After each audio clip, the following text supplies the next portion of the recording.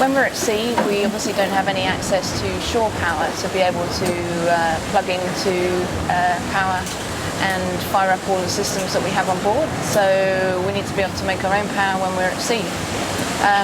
The systems that we've got on board are navigation, computers. We've got a lot of communication systems, satellite communication so that we can talk to race control. We've got a number of media cameras on board, microphones, etc., so that we can record the action on board. But as well as that, we've got simple things such as lights, fans, stuff that's going to make life on board a lot nicer.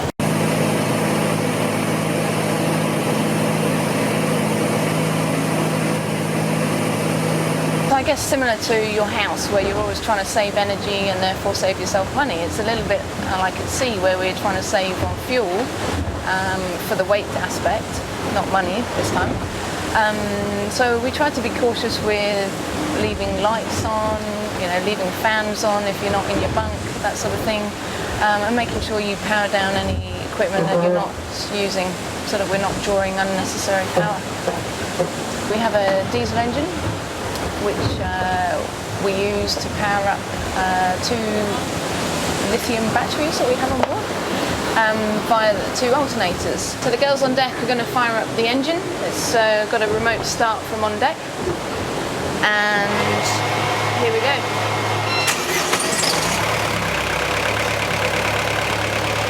Generally I would charge around twice a day for about 45 minutes, and at the same time we would make water, because that's one of the biggest power consumptions that we have on board is making water. So we try to do that at the same time as the charge, so effectively we've got free power to the water maker. Underneath here is one of the batteries and also the water maker.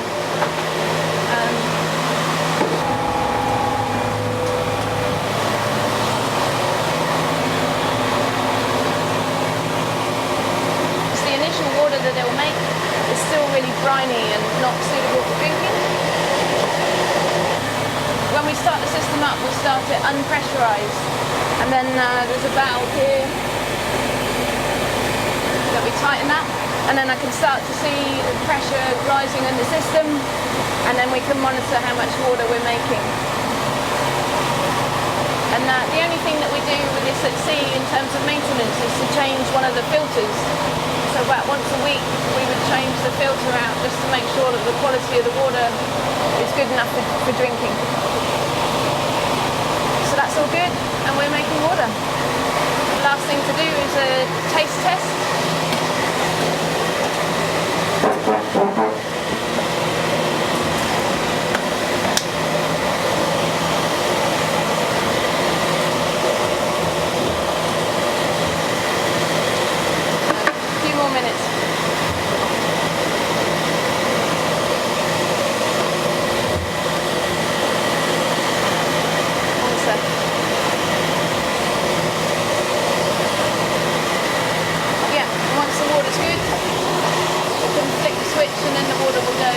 Into the tank.